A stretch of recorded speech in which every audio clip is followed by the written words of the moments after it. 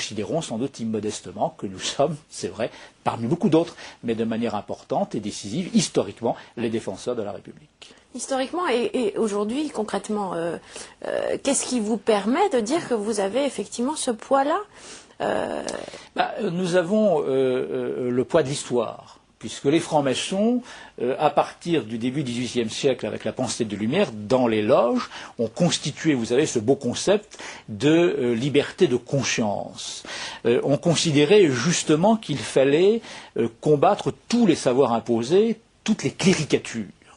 Et on participait donc à la Révolution française de 1789 et puis tout au long des années ont toujours été là pour combattre pour une certaine idée de l'homme, c'est-à-dire un homme libre, un libre penseur ou un penseur libre. C'est-à-dire quelqu'un qui peut parfaitement croire, qui peut parfaitement avoir une foi et appartenir à une église, mais qui n'accepte pas qu'on lui impose une vérité qu'il n'aura pas lui-même conçue.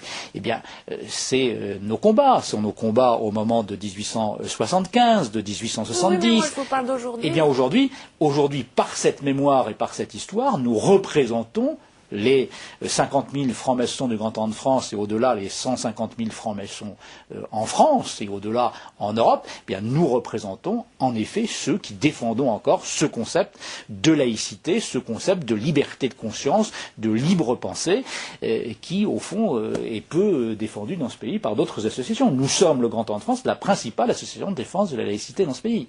Et donc, au-delà de la laïcité, la défense des libertés individuelles, de la libre expression, de cette liberté que nous appelons nous-mêmes la liberté absolue de conscience.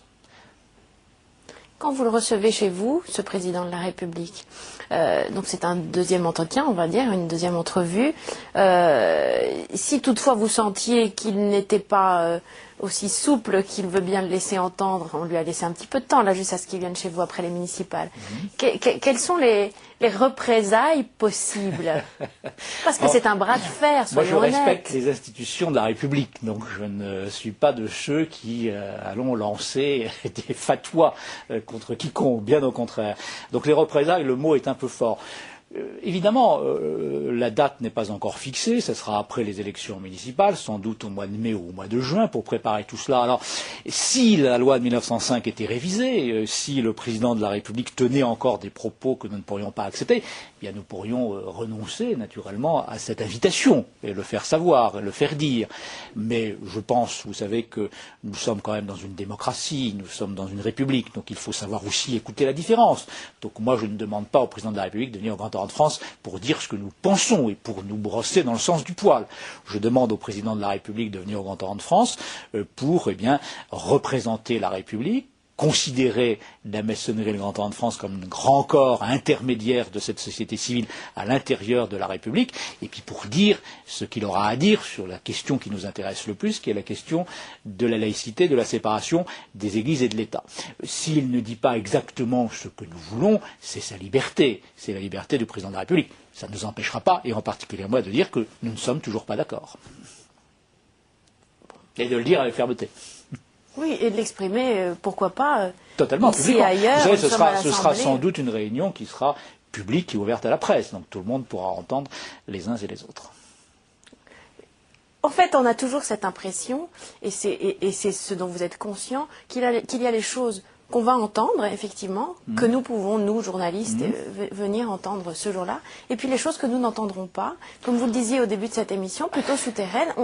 On dit par exemple qu'ici, on dit qu'à l'Assemblée, un député sur 10 serait franc-maçon. C'est énorme. Ah, ce serait, oui, il y a beaucoup de francs-maçons à l'Assemblée nationale, c'est clair, au Sénat, puisse chaque franc-maçon parlementaire combattre tous les jours pour les idéaux de la franc-maçonnerie.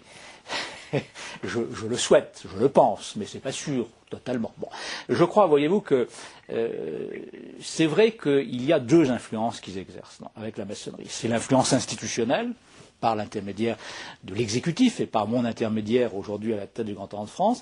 Et puis il y a aussi chaque maçon, pas simplement au Parlement, mais dans les entreprises, dans les associations de parents d'élèves, dans les syndicats, dans l'exercice de responsabilité professionnelle, qui doit en effet faire partie partager ses valeurs. Faire partager à la fois une éthique de comportement, c'est-à-dire écouter l'autre. D'abord, c'est pas, je ne suis pas d'accord, Voltaire disait, je ne suis pas d'accord avec ce que tu dis et avec ce que tu penses, mais je me battrai jusqu'au bout pour que tu puisses le penser.